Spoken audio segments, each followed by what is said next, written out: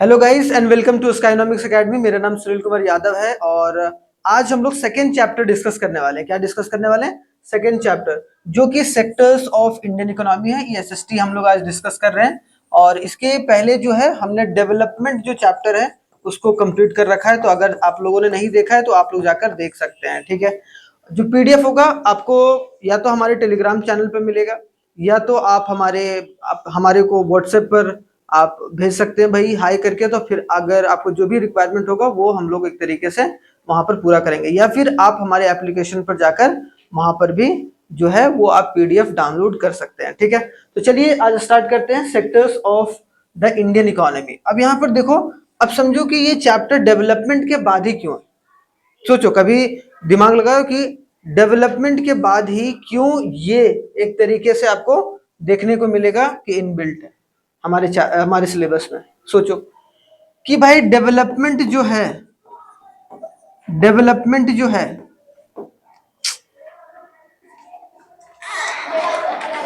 अरे बस सर, उसको बंद क्यों नहीं किया? आवाज आता डायरेक्ट वहां से। अच्छा सर, वो एक्चुअली बच्चे आएंगे ना, तो बंद मत, अंदर से बंद मत करने बोलो उसको। फिर इसको काट देंगे इतना देर। तो इसका मतलब क्या समझे भाई, डेवलपमेंट के बाद ही हमारा सेक्टर्स ऑफ इंडियन इकोनॉमी क्यों? क्योंकि अगर डेवलपमेंट के बारे में बात नहीं करेंगे तो हमें ये नहीं पता चलेगा कि हमारे देश के जितने भी सेक्टर्स ऑफ इंडियन इकोनॉमी है वो किस तरीके से आगे बढ़ा है। उसके लिए हमें पता तो होना चाहिए ना कि भाई आखिरकार डेवलपमेंट क्या होता है, तब तो हम उसके बारे में सोचेंगे। अब जैसे कि अगर आप देखो तो ये चैप्टर में दो चीजें इंपॉर्टेंट है। दो चीजें कौन कौन सी भाई? एक तो आपको इंडिया के रिस्पेक्ट में देखने को मिल रहा है। क्या देखने को मिल रहा है? एक तो इंडिया का, क्योंकि हम लोग इंडियन इकोनॉमिक्स थोड़ा सा इसमें पढ़ने की कोशिश कर रहे हैं। और दूसरा सेक्टर्स के बारे में। अब सेक्टर्स जो है वो हर एक कंट्री का होता है अपना अपना। अब जरूरी नहीं कि हमारे देश में जो सेक्टर्स हैं वो अच्छे हैं वो दूसरे कंट्री में भी अच्छे होंगे। हो सकता है वो कंट्री वाला सेक्टर्स एग्रीकल्चर में बहुत अच्छे तरीके से काम कर रहा है। अगर सेक्टर्स ऑफ इंडियन इकोनॉमी बोला जाए तो तीन होते हैं। क्या होता है? प्राइमरी, सेकेंडरी और टर्सरी। अभी देखेंगे हम लोग। लेकिन किसी देश में हो सकता है कि प्राइमरी सेक्टर अच्छा है, किसी देश में हो सकता है कि सेकेंडरी सेक्टर अच्छा है, किसी में हो सकता है कि वो टर्सरी सेक्टर अच्छा है। ठीक है, तो उसको हम लोग पूरा डिटेल में एनालाइज करेंगे। ठीक है, और ये पहला पार्ट होगा। 4 पार्ट में ये पूरा जो होगा वो आपको देखने को मिलेगा। क्यों? क्योंकि ये थोड़ा चैप्टर बड़ा है और हर एक कॉन्सेप्ट को समझना इंपॉर्टेंट है। अगर हर एक कॉन्सेप्ट को नहीं समझेंगे तो हो सकता है कि हमारा एक तरीके से 2-4 नंबर छूट जाए। और ये चीज इंपॉर्टेंट है भाई। साथ ही साथ कितने टॉपिक पढ़ने हमें? 1 2 3 4 और ये 5, इतने टॉपिक हैं जो आपके इंपॉर्टेंट है। पहला है सेक्टर्स ऑफ इकोनॉमिक एक्टिविटीज। कितने होते हैं? कंपेयरिंग द 3 सेक्टर्स, जो प्राइमरी, सेकेंडरी और टर्सरी है। उसके बाद हमारे देश में कैसी स्थिति है? हमारे देश में प्राइमरी, सेकेंडरी और टर्सरी सेक्टर का स्थिति क्या है? फिर डिवीजन ऑफ सेक्टर, एक ऑर्गेनाइज होता है। जो देखते हो कि एक ऑफिशियल जो वर्क करता है, ऑफिस में जो काम करते हैं, उस सेक्टर को हम लोग ऑर्गेनाइज बोलते हैं। एक होता है अनऑर्गेनाइज, जो ठेले वेले पर काम करते हैं या फिर इधर भटक भटक कर जो जो चीजों को बेचते हैं, ठीक है, उनको एक तरीके से हम अनऑर्गेनाइज बोलते हैं। पांचवा जो पढ़ेंगे, sectors in the terms of ownership. Ownership का मतलब बोलो।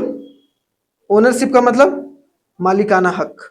अब मालिक या तो प्राइवेट होगा या तो पब्लिक होगा, या फिर दोनों साथ में मिलकर काम करेंगे। तो हम लोग यहाँ पर जनरली देखेंगे अभी दो चीज, पब्लिक और प्राइवेट, कि कौन सा संपत्ति पब्लिक का होता है, पब्लिक को किस किस तरीके से चीजों को लेकर चलना चाहिए, और कौन सा जो सेक्टर है वो प्राइवेट सेक्टर है। प्राइवेट सेक्टर बोलते हैं किसको हम लोग है। तो आपको समझ में आ गया कि ये सब सारे चैप्टर्स में हम पढ़ेंगे क्या। एक तो मेन इंपॉर्टेंट है, देखो क्वेश्चन कहाँ से बनेगा ये समझो। क्वेश्चन ज्यादातर यहाँ से बनता है, कंपेयरिंग 3 सेक्टर्स में, प्राइमरी, सेकेंडरी और टर्सरी। ऑर्गेनाइज और अनऑर्गेनाइज के बीच में डिफरेंस आ सकता है, प्राइवेट और पब्लिक के बीच में डिफरेंस आ सकता है, लेकिन क्वेश्चन यहाँ से मेन जो है थोड़ा बहुत बन के चलेगा। अब शुरू करते हैं सबसे पहले हम लोग कि सेक्टर्स ऑफ इंडियन इकोनॉमी के बारे में। देखो, सबसे पहले sectors of economic activities. Sectors का मतलब क्या होता है? क्योंकि हमने बोला ना यहाँ वर्ड होता है सेक्टर्स, एक है इंडियन इकोनॉमी या इकोनॉमिक, लेकिन सेक्टर्स का मतलब होता है sectors are communities of an individual. क्या होता है? सेक्टर्स एक कम्युनिटी है पूरा, जहां पर उस तरीके के काम करने वाले कोई एक का ग्रुप अगर बन जाए, जैसे मान लो सब खेती बाड़ी, एनिमल हस्बेंड्री, कोई फिशिंग कर रहा है, इनका एक ग्रुप है, उनको हम लोग कौन सा सेक्टर बोल रहे हैं? प्राइमरी सेक्टर बोल रहे हैं। इसीलिए इसका नाम क्या बोला गया? सेक्टर रखा गया, कि एक ग्रुप होता है, एक कम्युनिटी होता है जो एक ही जैसा काम जो है वो करते हैं, उसको हम लोग क्या बोलेंगे, सेक्टर। तो कोई बोलेगा what do mean by sector, तो sector are the communities of individuals, बहुत सारे इंडिविजुअल या फिर इकलौते लोगों का एक कम्युनिटी होता है जो एक पर्टिकुलर काम को करते हैं। हमने बोला सर्विस सेक्टर, तो भाई सर्विस करने वाले जो लोग हैं, हम लोग बिजनेस सेक्टर है वो है, अगर मान लो ऐसा बोल रहे हैं, तो सारे बिजनेस करने वाले लोग एक सेक्टर में आ गए, वो एक कम्युनिटी बन गया, बिजनेस कम्युनिटी, और उसको हम लोग बिजनेस सेक्टर का नाम देते हैं इकोनॉमिक्स में। अब यहाँ पर तो sectors of Indian of economic activity, economic का मतलब क्या होता है भाई, वैसा काम जो कि एक तरीके से पैसे के लिए किया जा रहा है, उसको हम लोग इकोनॉमिक एक्टिविटी बोलते हैं। होता है ना, दो तरीके का एक्टिविटी होता है, दो तरीके के काम हम लोग करते हैं। एक तो हम लोग काम ये करते हैं कि क्या होता है भाई, जिससे हमें पैसा मिलता है, एक है कि जिससे हमें पैसा नहीं मिलता है। जैसे आप मंदिर जा रहे हो, मस्जिद जा रहे हो, तो वो कौन सी एक्टिविटी हो गई, नॉन इकोनॉमिक। वो क्या है, इकोनॉमिक नहीं है, वो हमारा क्या, वो भी हम एक्टिविटी कर रहे हैं ना, लेकिन वो कौन सा एक्टिविटी है, नॉन इकोनॉमिक है। नॉन इकोनॉमिक क्यों, जिससे हमें पैसा प्राप्त नहीं होता है। इकोनॉमिक एक्टिविटी क्या होगा, जिससे हमें एक तरीके से पैसा प्राप्त होता है। जैसे कि हम यहाँ पर पढ़ा रहे हैं, आप लोग फीस दे रहे हो, या फिर आप दुकान खोल के बैठे हो, आप सामान दे रहे हो, वो आपको पैसा दे रहा है, इसका मतलब इकोनॉमिक एक्टिविटी।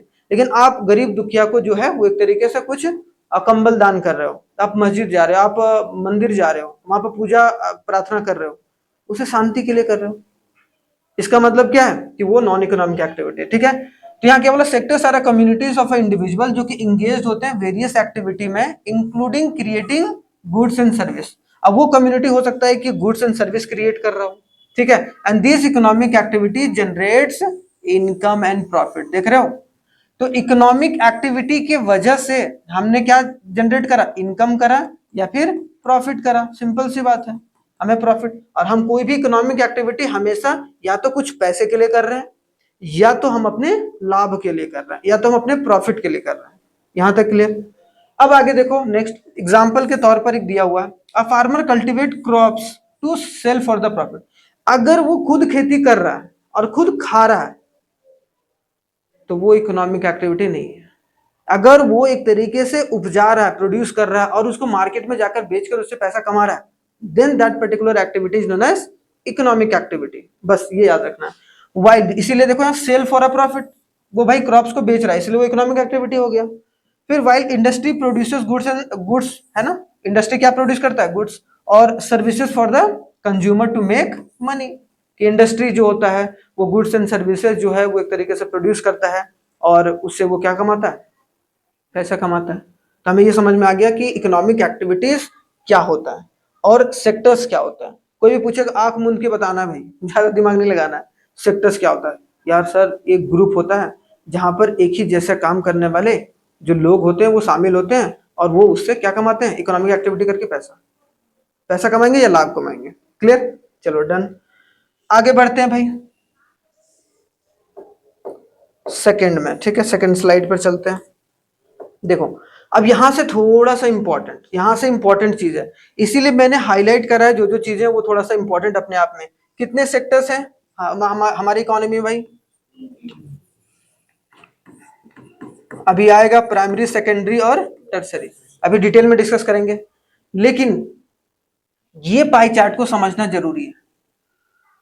ये पाई चार्ट क्या है, this pie chart shows the distribution of contribution from a different sectors of या सेक्टर्स टू द इकोनॉमी। ये कंट्रीब्यूशन बता रहा है कि कितना कंट्रीब्यूशन किस सेक्टर से आ रहा है हमारे देश में। तो यहां पर बोला जा रहा है कि it is divided into three main section, किसमें, सर्विस में, इंडस्ट्री में और एग्रीकल्चर में। मतलब जो सर्विस सेक्टर में है, this is the largest section taking 56%। मतलब अगर देखा जाए हमारी इकोनॉमी में जो जीडीपी कंट्रीब्यूट हो रहा है 56%, वो कौन कर रहा है भाई, सर्विस सेक्टर। मतलब सबसे ज्यादा पैसा कौन सी इकोनॉमी से आ रहा है, हमारी इकोनॉमी में सर्विस करने पर, टीचिंग पर, डॉक्टरी पर, आईटी सॉफ्टवेयर कोई बना रहा है, ये सब चीज करने पर क्या आ रहा है हमारा 56%। अभी हम लोग बात करेंगे भी कि एंशियंट अगर 1947 में बात किया जाए तो 80% पैसा, 85 to 90% जो पैसा होता था वो आता था एग्रीकल्चर से। अब चूंकि धीरे धीरे कर जैसे जैसे हमारी इकोनॉमी बढ़ी, 5 ईयर प्लान आया, ठीक है, हम लोग आजाद हुए हैं, तो हम लोग कहाँ शिफ्ट होने लगे धीरे धीरे? टर्सरी सेक्टर की तरफ, मतलब सर्विस सेक्टर की तरफ। कहाँ शिफ्ट होने लगे? Service sector. तो कोई भी पूछेगा भाई हमारी इकोनॉमी में, इंडियन इकोनॉमी में जो है वो एक तरीके से क्या कंट्रीब्यूशन है भाई इंडस्ट्री का, या फिर क्या कंट्रीब्यूशन है सर्विस का? सर्विस का 56%। अगर बोला जाए इंडस्ट्री कितना परसेंट कंट्रीब्यूट कर रहा है? 26। और 18% कंट्रीब्यूशन किसका है? जो है एग्रीकल्चर का। तो यहां देखो, this means that more than half of the economy output, output मतलब जो पैसा निकल के आ रहा है, ठीक है, comes from the service sector, जो कि क्या है? बैंकिंग से आ रहा है, एजुकेशन से आ रहा है, हेल्थ केयर, आईटी सेक्टर। कुछ ये इंपॉर्टेंट है जो कि सर्विस सेक्टर में, जहां से पैसा हमारी इकोनॉमी में या हमारी अर्थव्यवस्था में, अर्थव्यवस्था हिंदी में, अगर इकोनॉमी में क्या किया जाए कि एक तरीके से पैसा आता है 56%। मतलब अगर 100 रुपया हमारे देश में आ रहा है, तो 100 रुपया आ रहा है, तो 56 रुपया, 56 रुपीज एक लौता कहां से आ रहा है भाई? सर्विस सेक्टर से। दूसरा है industry. The next large section of the is industry which contribute 26% in economy. जो कितना कंट्रीब्यूट करता है? 26। मतलब 26 रुपया जो है इकोनॉमी में, अगर 100 रुपया इकोनॉमी में बनता है या फिर हमारी इकोनॉमी में आता है, तो 26 रुपया कहां से आ रहा है? इंडस्ट्री से। ठीक है, जो कि एक तरीके से वहां पर क्या इन्वॉल्व करते हैं इंडस्ट्री में? मैन्युफैक्चरिंग कर रहे हैं, कंस्ट्रक्शन कर रहे हैं, ये सब सारे other activities that produce goods. Agriculture से कितना आ रहा है? सबसे कम 18%, जो कि अन्नदाता के रूप में माना जाता है। अब सोचो, the smallest section is at 18% is agriculture. This sector involves farming, fishing and forestry. यहाँ पर क्या फार्मिंग होता है, फॉरेस्ट्री होगा, जंगल लगा रहा है, ठीक है, बगान लगा रहा है, वो सब सारी चीजें, गार्डन वगैरह जो भी अपना लगा रहा है, जिसके थ्रू जो है वो एक तरीके से पैसा कमा रहा है। तो समझ सकते हो कि 18%, ये जरूर याद रखना, कोट करना कभी भी आ गया इन तीनों के बीच में डिफरेंस लिखने में, ठीक है। अब एक एक करके समझते हैं तीनों सेक्टर को भाई हम लोग। ये हमें समझ में आ गया कि हमारे देश की इकोनॉमी का हालत किस तरीके का है। अब अगर देखा जाए generally sectors in Indian economy का अगर ओवरव्यू देखा जाए तो कितने सेक्टर होते हैं? 3। प्राइमरी सेक्टर में एग्रीकल्चर, डेयरी, फॉरेस्ट्री और फिशिंग। जैसे फॉरेस्ट्री का मतलब कि भाई हम अगर बगान लगा रहे हैं, जंगल लगा रहे हैं, तो वो सब सारी चीजें किसके अंदर आएंगी? Primary sector. मतलब जो भी काम जमीन पर हो रहा है, याद रखना, जमीन पर जितने भी सारे काम हो रहे हैं, आप बोलोगे सर जमीन पर ही तो मैन्युफैक्चरिंग होता है, लेकिन वो मशीन कर रहा है ना। यहाँ पर देखो, ये फिशिंग, जमीन अगर नहीं रहता तो फिशिंग होता, मतलब जमीन के ऊपर ही किया जा रहा है ना इसको।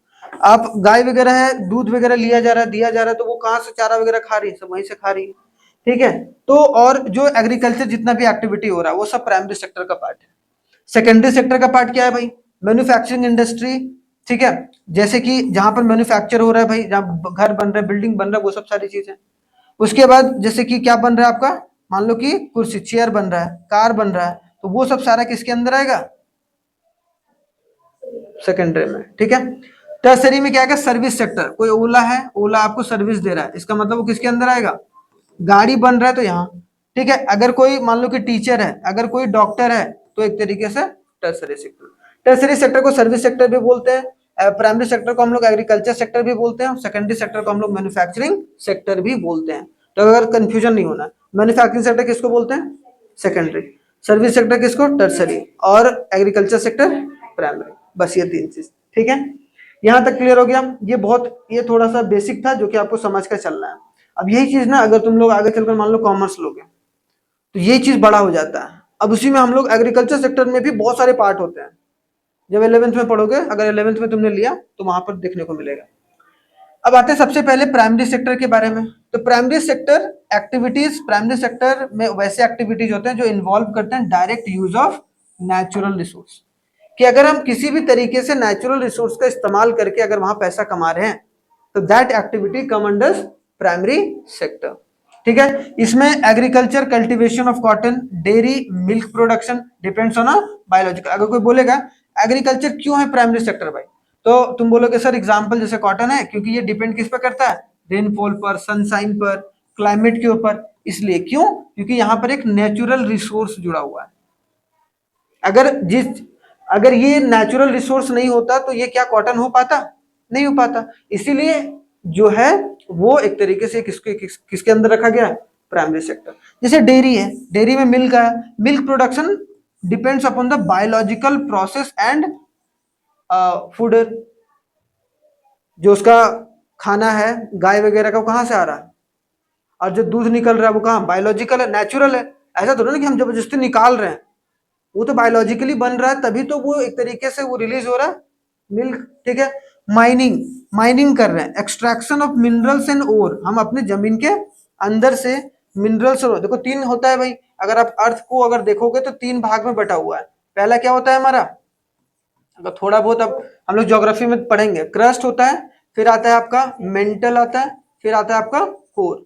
तो भाई हम लोग क्रस्ट से के अंदर से जो भी एक तरीके से जमीन के सरफेस से जो भी हम लोग मिनरल्स वगैरह निकाल रहे हैं, वो भी किसका पार्ट है, ये नेचुरल फेनोमेना। आप कोल बनाने थोड़ा ना जा रहा है नीचे कोई कंपनी वाला, वो अपने से बन रहा है।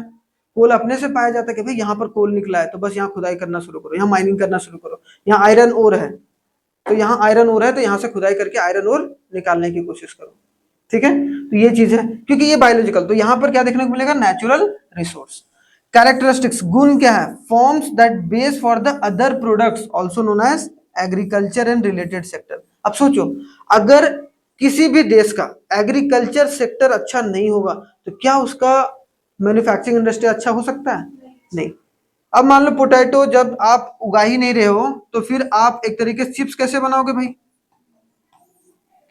या फिर चिप्स से रिसर्च कैसे करोगे, चांस ही नहीं है। मतलब कि अगर आपको सही मायने में अगर आपकी कंट्री आपकी इकोनॉमी को बढ़ानी है तो आपको क्या करना पड़ेगा, एग्रीकल्चर सेक्टर को सबसे ज्यादा फोकस। हमारे देश में उल्टा है, हमारे देश की स्थिति है, हमारे देश में सोचो कि यार अभी भी 50 से 55% लोग जो है वो एग्रीकल्चर सेक्टर में काम कर रहे हैं, और जबकि कंट्रीब्यूशन 18% ही आ रहा। सोचो कितना दिक्कत वाली बात है। तो ये क्या करता है, अगर किसी भी देश का एग्रीकल्चर सिस्टम या एग्रीकल्चर सेक्टर बहुत शानदार रहता है तो वो फिर अगले वाले सेक्टर को मदद करता है ताकि वो और ज्यादा प्रोडक्शन कर पाए। अगर वो अच्छा नहीं रहेगा तो प्रोडक्शन अच्छे से नहीं होगा। ठीक है, यहां समझ में आ गया एग्रीकल्चर थोड़ा सा किस पर, नेचुरल रिसोर्स के ऊपर डिपेंड रहता है। आगे अगर देखा जाए secondary sector, activities where natural products and are transformed into the other forms through manufacturing। हमने क्या करा, कोई भी चीज को, जैसे कि पोटैटो है, अब पोटैटो का पोटैटो चिप्स में अगर हमने कन्वर्ट करा, इसका मतलब हमने क्या करा भाई, उसको ट्रांसफॉर्म करा है किसी भी चीज में। तो इंडस्ट्री में एक्चुअल क्या होता है, रॉ मटेरियल को, कोई बोलेगा क्या होता है भाई, तो हम लोग क्या रॉ मटेरियल को किस में कन्वर्ट करते हैं, फिनिश्ड गुड्स में। रॉ मटेरियल कन्वर्टेड इनटू या कन्वर्ट्स इनटू फिनिश्ड गुड, किस में होता है, फिनिश्ड गुड में। ठीक है, तो ये बात याद रखना है कि किस में कन्वर्ट होता है, फिनिश्ड गुड में। अब यहां पर समझना कि जो एग्जांपल है textile, spinning yarn and weaving cloth from the cotton. तो क्या है, हम लोग स्पिनिंग यार्न करके वीव कर रहे हैं क्लोथ को, तब एक तरीके से तो वो कौन सा इंडस्ट्री हो गया, टेक्सटाइल इंडस्ट्री। फिर अगर बोलेंगे food production industry, making sugar from गुड़, या फिर इसको जैगरी बोल लो, फ्रॉम शुगर केन। अगर हम बना रहे हैं शुगर, बना रहे हैं शुगर केन को प्रोसेस करके, इसका मतलब वो क्या हो गया भाई हमारा, सेकेंडरी सेक्टर में आ गया। या food production, construction, converting earth into BRICS, हम क्या कर रहे हैं, जमीन में जमीन की जो सॉइल है उसका इस्तेमाल करके हम ब्रिक्स बना रहे हैं, क्या बना रहे हैं, ब्रिक्स बना रहे हैं। ठीक है, मतलब converting earth into a bricks and using bricks for a, उसको हम लोग मैन्युफैक्चरिंग प्रोसेस, बिल्डिंग बनाने में इस्तेमाल कर रहे हैं, मॉल बनाने में इस्तेमाल कर रहे हैं। तो एक तरीके से वो हमारा सेकेंडरी। कैरेक्टरिस्टिक्स, गुण क्या होगा, it involves manufacturing process also known as industrial sector. ठीक है, तो रट जाना है, ये नहीं है कि घर पर यहीं पर आधा रट जाओ फिर बाकी सारा घर में थोड़ा बहुत पढ़ोगे तो अपने आप ही वो मेकअप हो जाएगा। तो ये समझ में आया, सेकेंडरी सेक्टर भी अच्छे तरीके से हमें। अब आते हैं थोड़ा सा हमें टर्सरी सेक्टर पर आना है। टर्सरी सेक्टर क्या होता है भाई, टर्सरी सेक्टर में दोनों चीजें। अब सोचो कि अगर किसी भी देश का प्राइमरी सेक्टर और सेकेंडरी सेक्टर अच्छा नहीं है तो उससे थोड़ा सा एक तरीके से अलग है कौन, टर्सरी सेक्टर। लेकिन अगर ये दोनों अच्छा है तो टर्सरी सेक्टर और भी अच्छे तरीके से ग्रो करेगा। Activities that support the development of primary and secondary sector. अब जैसे मान लो कि एक किसान है, एक किसान है भाई, तो एक किसान है तो किसान को अगर मान लो कि लोन की जरूरत है भाई, पैसे की जरूरत है ताकि वो फसल अच्छे से कर सके। एक ये फार्मर है, एक मान लो इंडस्ट्रियल मतलब एम्प्लॉय है, या फिर मान लो कि फैक्ट्री ओनर है। ठीक है, इसके पास एक इंडस्ट्री है मान लो, ठीक है, इंडस्ट्री है, इसको भी पैसे की जरूरत है, मान लो लोन की जरूरत है, तो वो कहाँ जाएगा? बैंक में जाएगा, हाँ या ना? और बैंक किसका पार्ट है? बैंक किसका पार्ट है? टर्सरी सेक्टर का। देख रहे हो? तो ये क्या कर रहा है आज के जमाने में, इसीलिए इसका इंपॉर्टेंस ज्यादा बढ़ गया कि अगर किसी भी देश में टर्सरी सेक्टर अगर अच्छे तरीके से नहीं रहेगा, अगर टर्सरी सेक्टर सही तरीके से काम नहीं करेगा, तो वो देश का जो किसान है या वो देश का जो बिजनेसमैन है, वो धीरे धीरे करके नीचे चलता जाएगा। इसलिए बोला था ना, इकोनॉमी में अगर इकोनॉमी को बढ़ाना है तो इकोनॉमी में पैसा जो है लोन के रूप में बांटना जरूरी है, और वो बैंकिंग सिस्टम के थ्रू जो है वो जाएगा।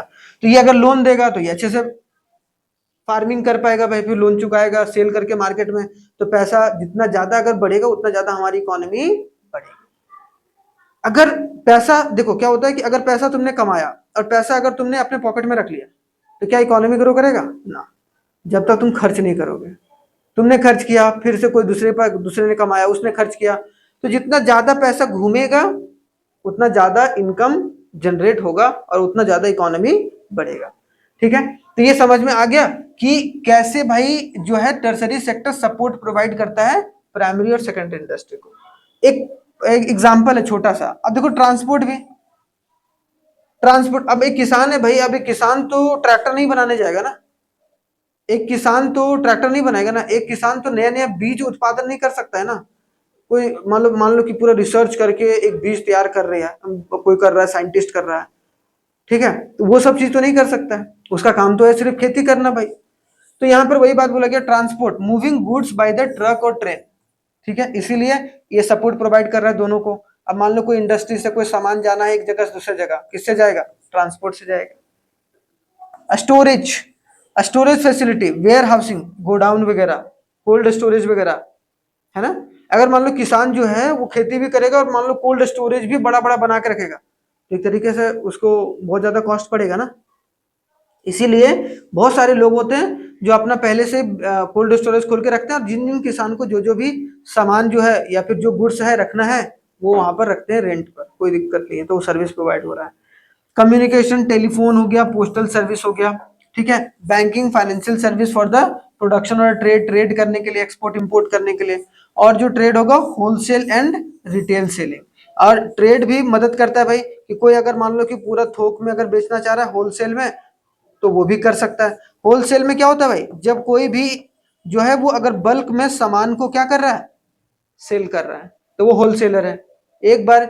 और अगर मान लो कि ये जो हमारे अभी गली मोहल्ले में देखने लगते हैं, वो कौन है? रिटेलर है, क्योंकि खुदरा में सामान बेचते हैं, खुदरा में एक एक पैकेट भी मांगो दे देगा।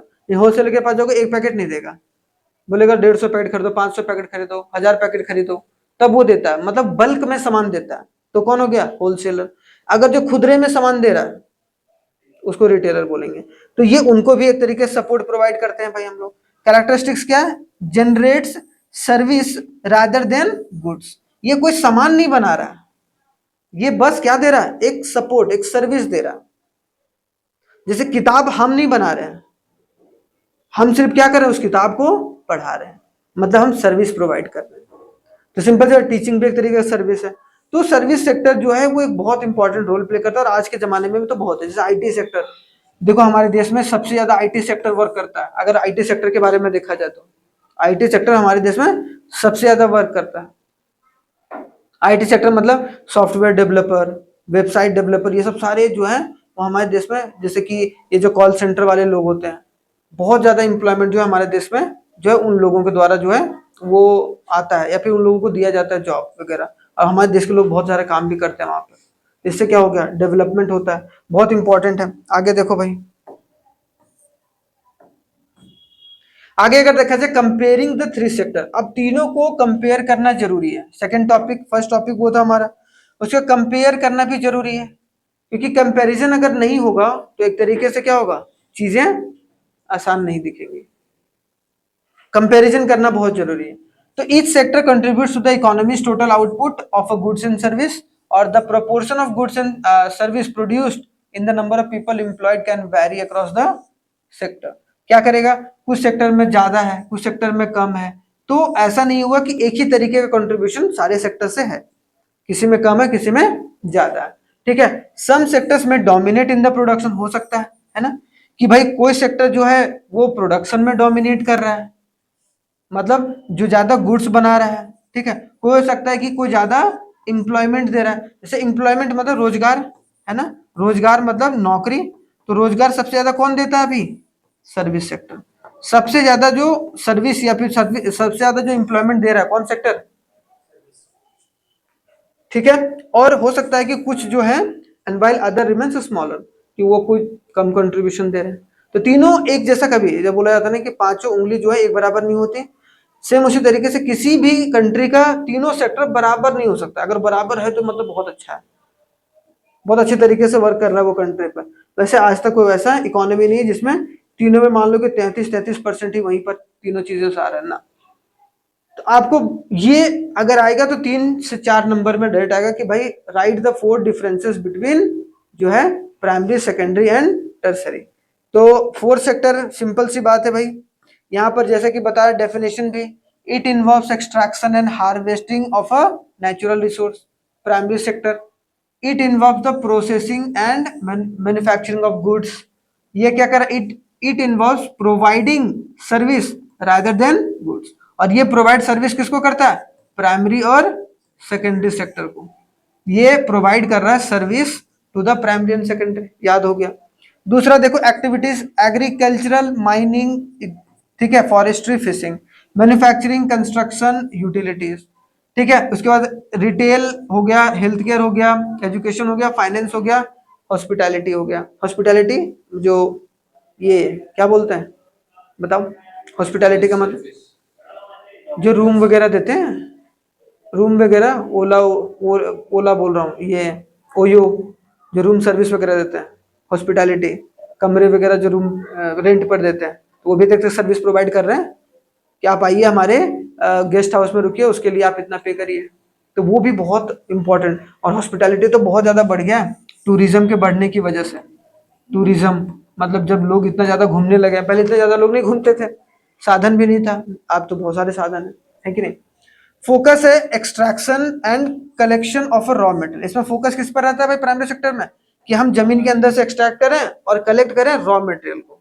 जैसे कि आप अंदर से लोहा निकालते हो, अर्थ क्रस्ट है, क्या वो लोहा फिर उसी तरीके का रहता है? नहीं ना, उसका उसका फिर उसको सही तरीके का किया जाता है कुछ अलग अलग मटेरियल मिलाकर। कहाँ पर? इंडस्ट्री में।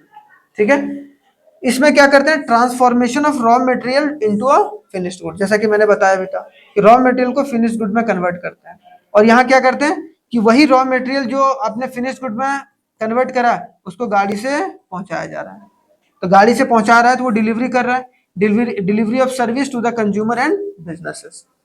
ठीक है, जैसे मान लो एक शोरूम वाला है, तो शोरूम क्या कर रहा है? प्रोड्यूसिंग सेक्टर है कि सर्विस सेक्टर है? शोरूम वाला सर्विस है, वो बना तो रहा है, वो तो बेच रहा है ना, वो तो बेच रहा है। ये दुकानदार है, दुकानदार बना नहीं रहा ना, बेच रहा है ना, सर्विस दे रहा है। समझ रहे हो? क्लियर? अब आते एग्जाम्पल। एग्जाम्पल तो आपको पता ही है, ठीक है, लॉगिंग, ये लकड़ी वगैरह काटने का। ठीक है, car manufacturer, steel production, construction, banking, teaching, transportation, entertainment. ये आपका दो जो एक तरीके से टॉपिक है वो खत्म होता है। अब यहाँ पर चीजें समझना क्या है, हमें ये समझना है कि आप लोग रिवाइज करना जरूरी है। रिवाइज किए थे पिछला वाला चैप्टर है? अब इसमें इंपॉर्टेंट हमें ध्यान एसएसटी में खास करके ये देना है, क्योंकि हमें ये तो पता रहता भी कि इकोनॉमिक्स से, इको से, ज्योग्राफी से और सिविक्स से और हिस्ट्री से बच्चा क्या होता है जानते हो? कभी कभी ना ज्यादातर क्या करता है, हिस्ट्री और सिविक्स में ज्यादा पागल, या हिस्ट्री और ज्योग्राफी में ज्यादा पागल रहेगा और बोलेगा इकोनॉमिक्स, क्योंकि आप देखो सोचो सबसे तो 20-20 नंबर की आ रहे हैं ना भाई, तो आपको तवज्जो सबको क्या है सेम देना होगा। आप ऐसा नहीं कर सकते कि किसी एक को बड़ा अच्छा तवज्जो दे दिया ना, आपको फोकस पॉइंट सारे में रखना पड़ेगा कि आपको ये फोकस करके चलना है कि इकोनॉमिक्स से मेरे को 20 में 18 तो लाना ही लाना। अगर मान लो कि तुम लोग स्ट्रैटेजी ये समझो कि अगर 15 प्लस इसमें भी सोचियो, 15 प्लस इसमें भी सोचियो, 15 प्लस इसमें भी सोचियो, तो कितना आ रहा है टोटल 80 में? 60 नंबर। और अगर 60/80 करेंगे इंटू 100 करो, कितना आता है भाई? 0 0 करो, 8 कितना बार में कटेगा, या 2 4 जैसे काट लेते हैं, 2 4 जे 8, 2 5 जे 10, 4 4 1 जे 4, 4 5 जे 20, 15 5 जे कितना है 75% ही आ रहा है। मतलब आपको कम से कम इसमें एक ज्योग्राफी या इकोनॉमिक्स या फिर सिविक्स को इतना मजबूत बनाओ या ज्योग्राफी को इतना मजबूत बनाओ कि उसमें 20 आउट ऑफ 18 प्लस तो आए, तभी आप इसमें 90 प्लस तक टच कर सकते हो। क्योंकि आप 20 नंबर तो मैंने जोड़ा नहीं है ना अभी, 75 तो यहीं तक जोड़ा है, अब 20% और मार्क्स जुड़ेगा, अब 20 नंबर तो वही जुड़ेगा, मतलब 60 और 20 तो 80% ही आ रहा है। वैसे भी आप यहाँ पर 60 नंबर ला रहे हो, 80 नंबर ही तो आ रहा है। इसको आपको 95 प्लस ले जाना है। इसका मतलब आपको इस पर तो फोकस नहीं करना, क्योंकि ये तो आपके हाथ में है ही नहीं। आपके हाथ में कितना है, 80 नंबर है। अब 80 नंबर में हमें क्या करना है, कम से कम हमें टारगेट रखना है कि 70 प्लस जो है वो, देखो जब इस महीने तो संडे संडे को क्लास हो रहा है, अगले महीने जो दिसंबर वाला संडे होगा उसमें टेस्ट स्टार्ट होगा हर संडे को 3 घंटे का। मतलब एक संडे को इकोनॉमिक्स का होगा, एक संडे को एसएसटी का हो गया, एक संडे को इंग्लिश का हो गया, फिर उसका डिस्कशन भी कराएंगे टीचर। मतलब पूरा पेपर का डिस्कशन भी होगा। जैसे एसएसटी हमने अगर लिया, एसएसटी दिया, तो फिर एसएसटी का पूरा डिस्कशन यहाँ पर करवाएंगे। समझ रहे हो, तो उसको फोकस करके चलना है। तो हमें आज इतना पढ़ें कि प्राइमरी, सेकेंडरी और टर्सरी के बीच में क्या बेसिक डिफरेंस है, और उनके पूरा उनका साथ ही साथ कंट्रीब्यूशन कितना कितना है। कितना कंट्रीब्यूशन था प्राइमरी सेक्टर में भाई, प्राइमरी सेक्टर में कितना कंट्रीब्यूशन, 18%। सेकेंडरी सेक्टर में कितना कंट्रीब्यूशन, 26, और टर्सरी सेक्टर में 56।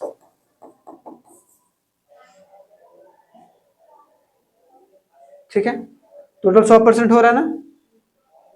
तो ये कंट्रीब्यूशन हालत हमने का मतलब क्या, अभी भी टर्सरी सेक्टर का कंट्रीब्यूशन ज्यादा है, लेकिन आगे जब नेक्स्ट पे भी पढ़ेंगे तो उसमें ये देखेंगे कि यार प्राइमरी सेक्टर में लोग ज्यादा काम कर रहे हैं, एम्प्लॉयड ज्यादा हैं, लेकिन वो उतना पैसा नहीं कमा रहे हैं जितना टर्सरी सेक्टर कम में ही कमा रहे हैं। मतलब मान लो कि 100 लोग अगर काम कर रहे हैं ना, तो भाई 100 रुपया अलग अलग तरीके से आना चाहिए कि नहीं आना चाहिए, लेकिन सिर्फ वो टर्सरी सेक्टर से ज्यादा पैसा आ रहा है, पैसा यहाँ से कम आ रहा है, जबकि यहाँ पर लोग ज्यादा एम्प्लॉयड है, लोग ज्यादा एम्प्लॉयड है। तो भाई एम्प्लॉयमेंट अपॉर्चुनिटी को देने के लिए हमें क्या करना पड़ेगा, सरकार को थोड़ा सा फोकस करके चलना पड़ेगा। और सरकार अगर फोकस करके चलेगी तो एक तरीके से हमारी इकोनॉमी बढ़ेगी। और खास करके किस पे करना चाहिए, पैसों के मामले में। मतलब टर्सरी सेक्टर में फोकस करें कि बैंकिंग सर्विसेज में लोन वगैरह कैसे दें, ताकि हम ज्यादा से ज्यादा बेनिफिटेड कर पाए किसको, सेकेंडरी और प्राइमरी सेक्टर को। ठीक है, तो कल जो होगा सेकेंड में हम लोग बहुत शानदार तरीके से आगे वाला फेज पढ़ेंगे। ठीक है, तब तक के लिए धन्यवाद, थैंक यू वेरी मच।